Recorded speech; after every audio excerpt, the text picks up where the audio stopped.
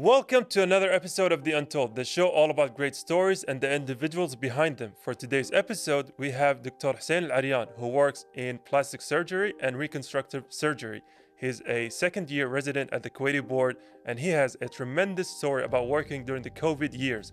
So, without further ado, we'd like to go on a little break, and we'll come right back with him.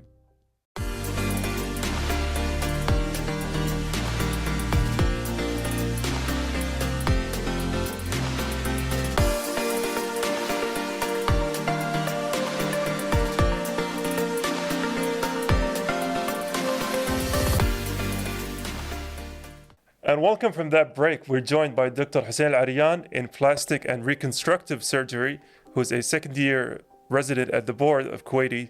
So I'd like to join you. Thank you so much, and thank you for that brief introduction. I've been privileged and honored to be in the Untold program today. Yeah. So we have a lot of things to discuss today. And shall we start wherever you want? Yeah, so I think one of the trademarks of the Untold is that we usually go to the beginning of the story. I want to go to your first, days. What made you choose this kind of line of work, So let's begin retrospectively from medicine by itself. I went to Ireland back in 2007 to start with my bachelor degree in the Royal College of Surgeons. Follow of that, I pursued my further studies into neuroscience, Master of Neuroscience in Trinity College in 2017. And after that, I came back to Kuwait and I started with the MOH as an intern. With that being said, back in, let's say, 2019 or 2020, the COVID hits, and it took a different, let's say, pathway from whatever I was focusing about. Yeah, and I want to go into what made you, before we get into the COVID era, because I know we have a lot to talk about, because mashallah, when reading about the research they did, you've done tremendous work. But before that, what made you choose plastic and reconstructive surgery specifically as your field? So, plastic surgery and reconstructive, I would take you a little bit back. Plastic, in Greek, it's plasticus. It's to mold, to shape. You always think outside the box. Let's say, for example, if you have a patient and you have multiple options to reconstruct the body with different techniques, with different, type of reconstruction, from, let's say, a skin graft up to moving a tissue or free tissue. So there's no yes or no answer. It's a gray zone. You always have to think outside the box. You always, I would say, there's no right or wrong answer. Yeah. So it depends on the patients. It's individualized or tailored treatment for each patient. And with that being said, each patient is different than other patients. So if you treat a patient with the same condition and another patient will come to you with the same condition, you have different, let's say, multiple factors that affect your treatment option. So it's always keep you thinking, going back to to square one, to think again, for the drawing box, as they call it. So basically, there's the love of the unknown in this kind of work that you kind of like about it. You always keep wondering, and I would say wisdom begins in wonder. Yeah. So by that, you always think, let's say, we're gonna do for this a free flap, like moving a tissue and connecting the blood vessels into another blood vessels. This is the free flap transfer. You have local flap, so you can move or advance the tissue to cover a defect. Let's say, for example, a patient who got a car accident and he lost skin or muscle. So it's like all cases unique by itself. Yeah, exactly. And I want to go through specifically what kind of challenges did you have in when you in this line of work that you didn't really expect. So the challenges, I would go back from the COVID-19. So I've touched about that already. Yeah, now we're going to get into, because you've done your medical training during COVID, right? I finished my medical training, then COVID hit. Okay, yeah. Yeah, so we started firstly with the Mishrif when there were let's say people are coming from abroad that you need to test them if they were COVID positive or not, if they are quarantined or not. Then after that, we developed a field hospital, which we took it from the China that they built a hospital within 2 weeks' time. So we did a field hospital in order to increase our capacity to maintain the healthcare system. So after that, the Ministry of Health, they started to build field hospital in Abdali, in Zor, in the Jabir Field Hospital in front of the Jabir Stadium. And you went to all of them, or were you just stationed in Mishraf? So at the beginning, I started with Chebd. There was around 950 patients there. After that, we moved to the camping, Ministry of Defense camping. Yeah. We stayed there. We established everything. Then we ended up in the Jabir Field Hospital, or the quarantine, which is as a capacity, it took around 3.5 patients. So we peaked between end of May, June. That time around 2.5 to 800 patients at the same time. So the challenge is by itself, thinking on your feet, trying to solve, let's say, 2,800 patients. Yeah. Let's say 60 to 70% of them, they have chronic diseases. So you need to dispense the medication. You need to monitor them, monitor vital signs if they have any, let's say, inquiries about anything. So we started with being, the idea or the concept is to reduce the contact with the patient at that time between the healthcare professionals and the patients by itself. You were like the mediators. Basically, I was in the medical field and at the same time in the administration with managing the field hospital. So what it came up into my mind is to give, let's say, a link or a barcode so they can enter their information details with their chronic illnesses and the medications that they are taking with a contact number. Yeah. It's easy and simple, and at the same time, it reduces the contact between both of them in order to reduce the burden of the healthcare professionals of getting COVID positive with and that was implemented also? That was implemented in the quarantine. Further on, it developed that we connected with the pharmacy to dispense the medication. Oh, yeah. So if we know that there are medication for, let's say, X of guy or X of patient, and this, let's say, in this zone with this tent, they get their medication or not. So we get the real-time info if they dispense it, if he received it. And after that, we used the vital monitor machines. You can connect them on the Wi-Fi and you can collect the data. So instead of collecting each one by, let's say, by a pencil and a piece of paper, you can store it in the device and you can extract the information into an Excel sheet that you have everything with it. And I can say I say that there's a lot of good things that happened from the COVID era, and one of them is that technology, especially using phones to better our everyday life, was greatly implemented by facilitating, especially with that COVID. So after that, we had WhatsApp phone numbers. So if they have any inquiries, any issues, any problem that they are contacting us, the patients, they could call WhatsApp. Immediately. So it started with a small and it was developing into, let's say, an unimplemented system. That it would facilitate an easier communication between the doctors and the patients at the same time. Yeah, and I think we saw that a lot because my aunt was one of the first people in the first wave of people who got COVID, and they had to be quarantined in one of those, the buildings instead of houses. Yeah. And those kind of systems really helped facilitate the whole process. It made it streamlined. And I would also to add, Shlonik also was from a small idea and it developed into a great system as well. Yeah. So talk me through the difficulties of working during those COVID days.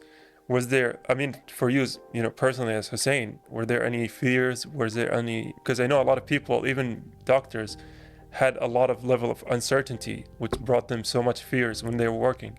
So we try to battle uncertainty by, let's say, by adding more from science, looking at the research papers, case reports from other countries. What do they have? The challenges that I faced was more emotionally with Dr. Abdullah Shaib, may his soul rest in peace. Yes. He was one of us, and he was the first Kuwaiti that he passed away after getting COVID positive.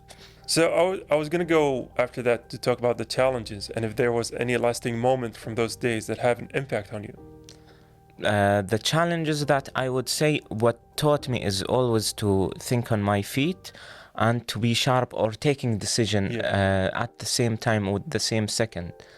It's either or. Yeah. And it also maybe gave you a lot of patience, right? Because in those times, I'd imagine you had to have so much patience to work with people in so many different sectors. It's like, I would say, you put yourself into a system that or a checkbox. Even if you forget something with a great system, or if you go into a systematic approach of anything, you would, let's say, finish 70 or 80% of the tasks that you have. So we were more than a task objective rather than a time objective. Okay.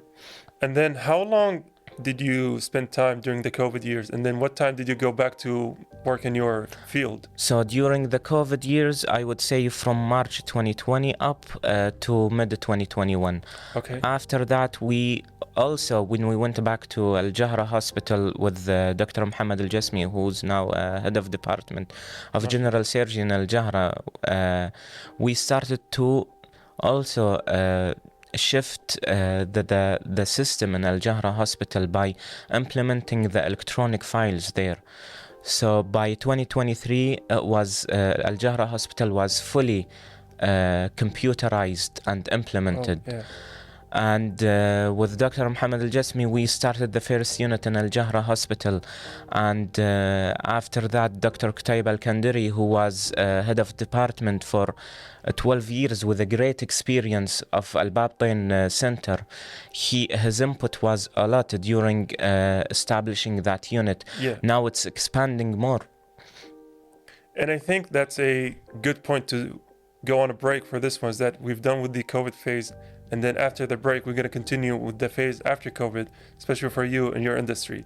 But, let's hold that for the quick break and we'll come right back.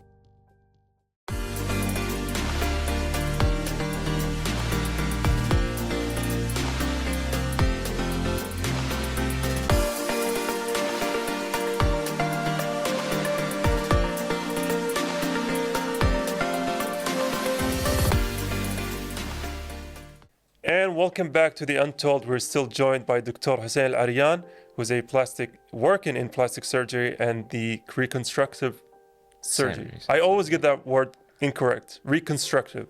And burn surgeries as well. And burn surgery. Yeah. So let's go into that, because we've discussed your roles during the COVID years, but now we're going to be talking about you as in a professional manner for the professional industry. How would you define yourself? So I'm a plastic surgery and reconstructive burn resident now in the Kuwaiti board. I'm still learning from day one until, the end of my life, I would say. I think that's the common theme between all doctors. They never stop pursuing. There's no stop in it. You keep learning. You need to keep yourself up to the game with research, articles, new techniques, especially now with the technology that interfering, let's say, or adding up with the healthcare or with the surgeries. So now they are going with the Da Vinci robotic surgeries that they are doing it, the other specialties. I saw a video where the doctor's like in another country and they're using the robotics. Yes, exactly. And also it depends on the connections of the 5G or the 6th generation that is coming up. So with the robotic surgeries, by using the new technologies, you can do a lot of it by reducing the burden or the risk of having, the complications for the patients, and getting optimized and utilized everything around the patient to get the greater result for him. Yeah. So plastic surgery is, I'd imagine, highly technical, and it's very, emotional, because you're basically changing people's lives. So how do you deal with the pressure and having that kind of responsibility on your shoulders? So let's say plastic surgery, it started, as I mentioned, plasticus, it's to remold or reshape. It started with the World War when one of the doctors, he was reconstructing after facial injuries from the war. So by itself, let's say the pressure or the stress on it is whatever you do, it will impact the patient. Yeah. And at the same time, it's you will get the patient satisfaction if you did something that the patient is happy, satisfied. You get that feeling that you are happy with the patient by itself. It's untouchable feeling, or that I can't describe. If you change somebody's life from being, let's say, I would say, with sad or unhappy, with themselves, into boosting their confidence, looking at the life from different perspective. Because you're basically changing their lives. Exactly. Like for you, it's a surgery or an operation, but for them, it's something that they're going to be living with for entire lives, and they're going to be happy about it. And I would definitely say with the burn patients, when they come with something else, and when they go out with something, they were their perspective about burns or what was going to happen, it's their bodies are deformed, and with let's say an intensive working with doing those reconstructive surgeries, that they are gaining their life back with their daily activities. Their confidence back, they get it. With their daily activities and the quality of life as well. Yeah, because my cousin was actually one of them. When we were kids, he got the fireworks. It rushed immediately instead of having the fuse go for minutes, and then it completely burned his whole face. And so that's where the reconstructive surgery came. And, if it wasn't for the advancements of medicine, he would have a deformed face. But he doesn't look like he has a single scar. Yeah, that's totally right. Yeah, and I want to go back to you personally. How do you balance all of this? Because you're I'd imagine working a lot of times, you're studying a lot. So where's the balance? How do you find time? So you always have a time. You always have a time. But the balance is to shift your brain from medicine or from plastic surgery by itself to find and implement a hobby that's away from medicine. It will keep your brain sharp. At the same time, it will be away. So when you go back, it's like taking a step backward for a picture or something. So when you go back again, your brain look more sharp, and you catch things that you weren't been there. As I mentioned prior, from the beginning of our interview, thinking outside the box. It's always. There's a line of work that says you got to follow the box, but then thinking outside the box is always what's going to work, what's going to be standout. And I want to go back to your skills as I would say, surgeon.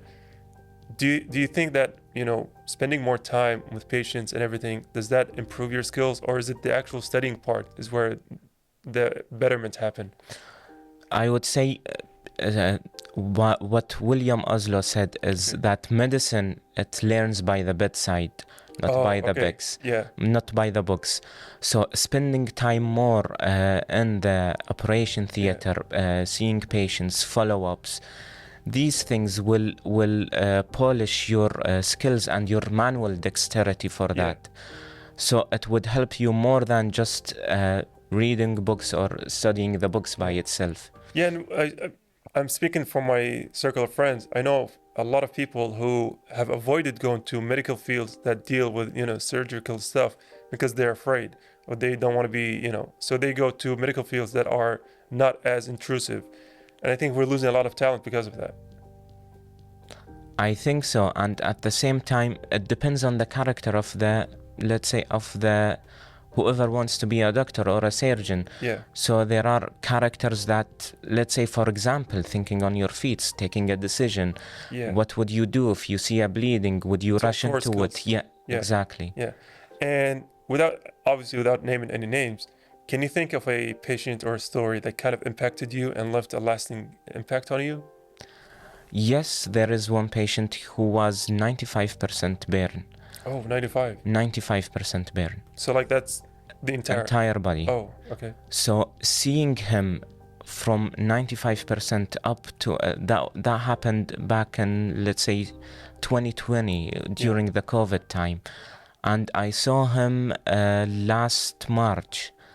It was completely different. Another guy. Another guy. Like the picture that stuck with me in 2020. It's like you couldn't appreciate anything, and now you can appreciate. Like, MashaAllah.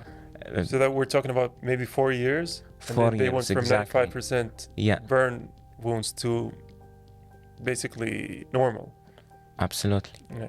And I think seeing that really changes your life perspective, right?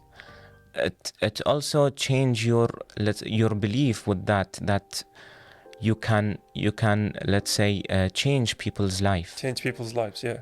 And I think that's a misconception that a lot of people have when they hear plastic surgery. They think, of getting a nose job, getting fillers. They don't realize that it's way more than that, right?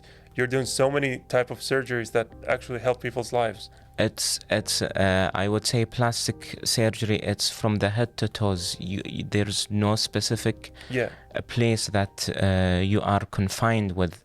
So that's why when I told you that there's no yes or no or right or wrong answer for anything, it's a gray zone. It's you always think outside the box, and on top of that also you have the aesthetic part, which you already mentioned. Yeah, and I think the aesthetic part is not the majority of it, right? But it's the thing we see publicly, so that's why it's famous. The aesthetic part is fundamentally built on the way that you reconstruct. Yeah. So, for example, as I mentioned, you have every patient is different. It's tailored, individualized. I would say surgical management. So with having the fundamentals of the reconstructive surgery, you can mold or shape in the aesthetic part whatever the patient wants or whatever matches her without, let's say, disrupt their ethnism. Yeah, and I think you're one of the few medical fields who I can call artist, right? Because you're basically doing paintings. You're making artworks, for lack of better words, and you're making such a marvelous painting that really make people happy. They bring them their confidence back. They bring them their joys back. For a lot of people, they walk into your doors, they're feeling sad about something in them, and then they walk out feeling so much better about it. Yeah. And I want to go back to the locally speaking about junior doctors. Do they face any problems? Are there any difficulties that we might not know about or something like that? The difficulties, I would say, with the time by itself, if they can, let's say, reconstruct their time with a schedule or with managing their time more probably, dividing them between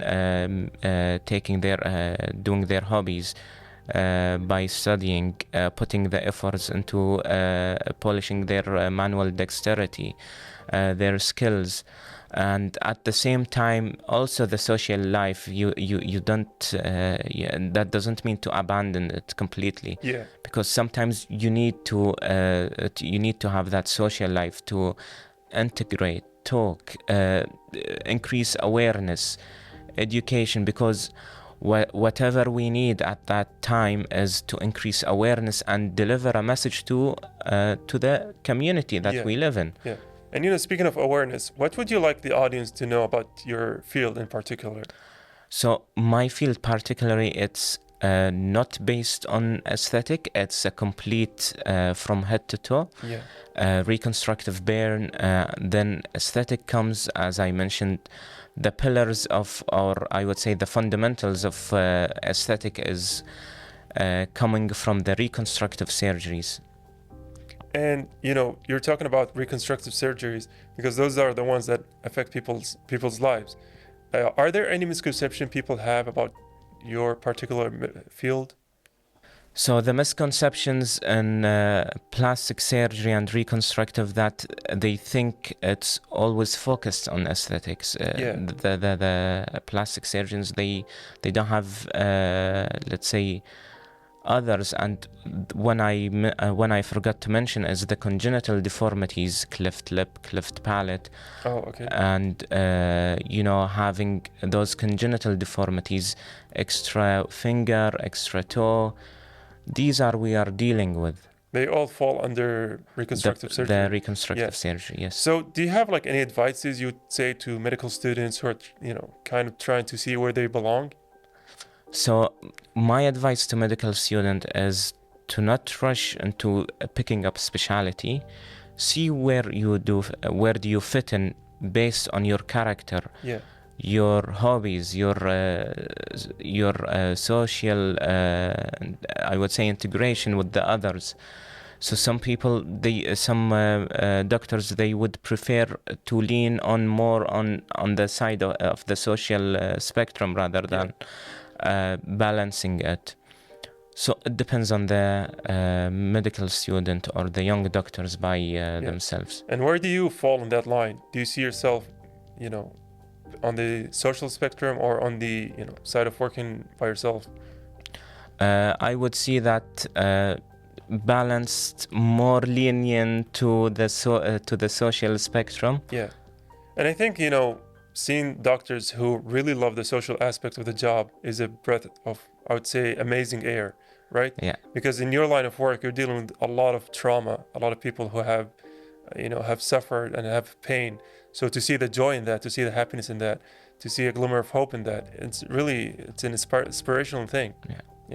And with that, unfortunately, I think we've had all the time for this episode, Dr. Hussain AlArian. This was really inspiring. But I do want to ask you one last thing. If you'd like the audience to take, one final thing from you, what would that be? It's just I would say, to be more disciplined to whatever you want. Discipline, it leads to success. And I think that's a great message to wrap the interview with, is that discipline leads to success, right? If you are motivated, that's not enough. You got to be disciplined. Thank you for joining us, Hussain AlArian. This was really helpful. It was inspiring. Been honored. Thank you for all of your efforts. Thank you so much. Thank you. And we're going to go on a quick break and we'll come right back.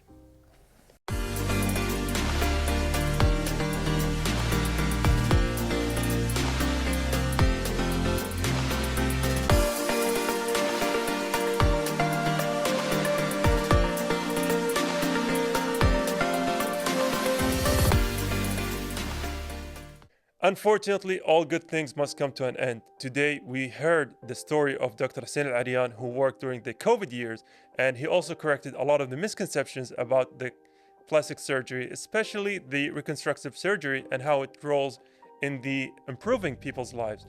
But unfortunately, we have to wrap things up. That was all of the time we've had for the Untold in today's episode. Until next time, goodbye.